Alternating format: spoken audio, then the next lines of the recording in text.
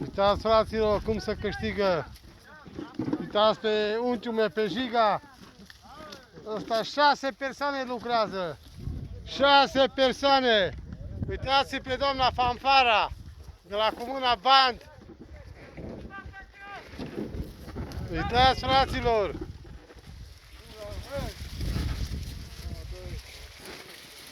Uitați pe Gianni boxierul.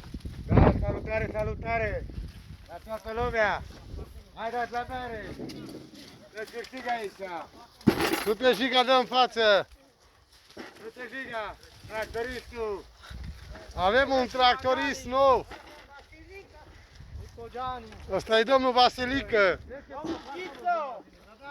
Ghiță Nicolae.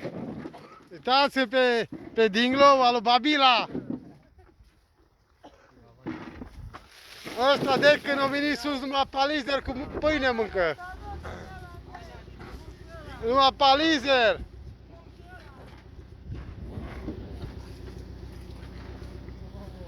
Uitați pe soția mea, au dat 2 găleți, fraților. Oprește, bă, Giga!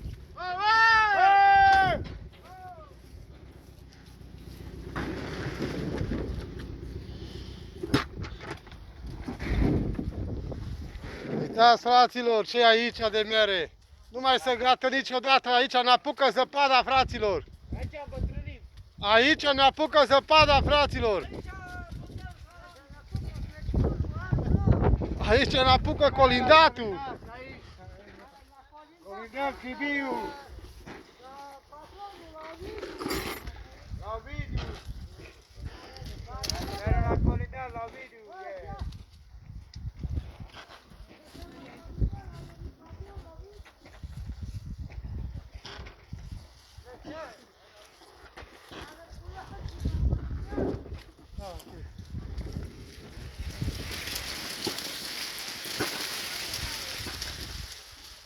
De la Rasarela, de?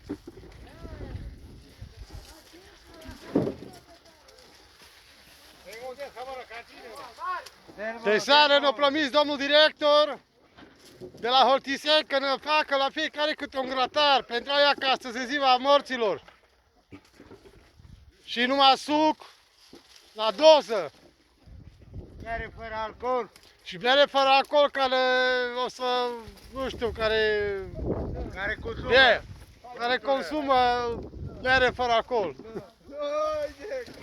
La Giga aduce bere cu alcool. La Giga aduce un Coca-Cola. Și aduce Pepsi. Care consumă.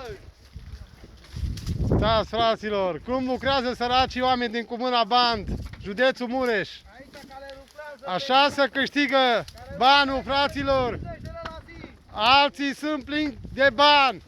Noi lucrăm din Comuna Târgu Mureș, venim încoace și lucrăm pentru 70-80 de lei la zi. 100 de lei la zi cel puțin. Ce mai mult? 10 de lei la zi, băieți. Și alții, domne, să întoarce banii cu furca. Ce zici tu, frate? 10 de lei la zi. Gianni boxerul a fost în Germania, a câștigat o grămadă de bani, a făcut o bilă, fraților. Bine, v-am pupat, fraților. Pa!